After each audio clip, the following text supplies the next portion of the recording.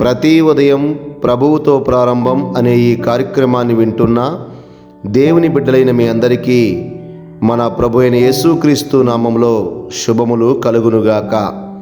ఈ ఉదయకాలం కూడా దేవుని వాక్యాన్ని వింటూ మన దైనిక జీవితాన్ని ప్రారంభిద్దాం.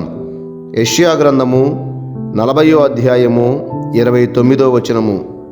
సొమ్మసిలిన వారికి బలమిచ్చువాడు ఆయనే, శక్తిహీనులకు బలాభివృద్ధి కలగచేయువాడు ఆయనే. ప్రియ స్నేహితులారా, కొందరి జీవితాల్లో వస్తున్న సమస్యలు, ఆటంకాలను బట్టి సొమ్మసిల్లిపోయి నిరసిల్లిపోయి సహాయము చేయవారు ఎవరూ లేక వారు ఎంతగానో తల్లడిల్లిపోతారు.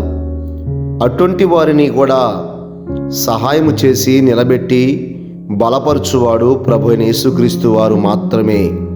పరిస్థితుల మధ్య నలిగిపోతూ అనారోగ్యం పాలై ఎక్కడెక్కడికో ఎందరికో అనేక మంది వైద్యుల యొద్ద తిరిగి ఎంతో డబ్బును వ్యయపరుచుకొని శక్తిహీనురాలుగా మారిన ఒక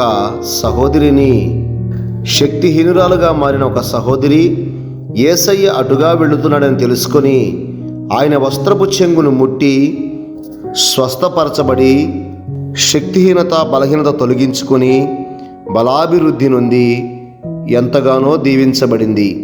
ప్రియా స్నేహితులారా, అనేక మంది ప్రభు గురించి తెలుసుకున్నారు, కానీ ఆయన్ని వెంబడించలేక, విశ్వాసముంచి ఆయన తాకలేక ఈరోజు వరకు వ్యాధిగ్రస్తులుగాను, శక్తిహీనులుగాను, సొమ్మసిలిన వారుగాను కనిపిస్తూనే ఉన్నారు.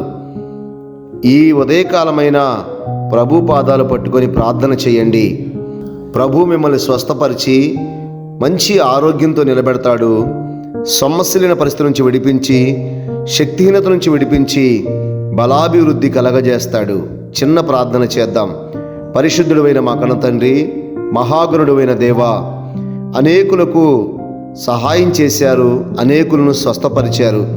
ఇంకనూ మా జీవితంలో శక్తిహీనతను తొలగించి మంచి ఆరోగ్యాలతో నింపమని, నీ కృప కొరకు నీ పాదముల యొద్దకు చేరడానికి ప్రతి ఒక్కరికి మనసు దయచేయమని, వింటున్న ప్రతి ఒక్కరి హృదయాన్ని మీరు తాకి తెరిచి మీరు సంపూర్ణ విడుదలను కలగచేయమని యేసు నామములో ప్రార్థిస్తున్నాను పరమ తండ్రి. ఆమేన్. మన ప్రభువైన యేసుక్రీస్తు వారి కృపా సమాధానములు మనందరికీ కలుగునుగాక.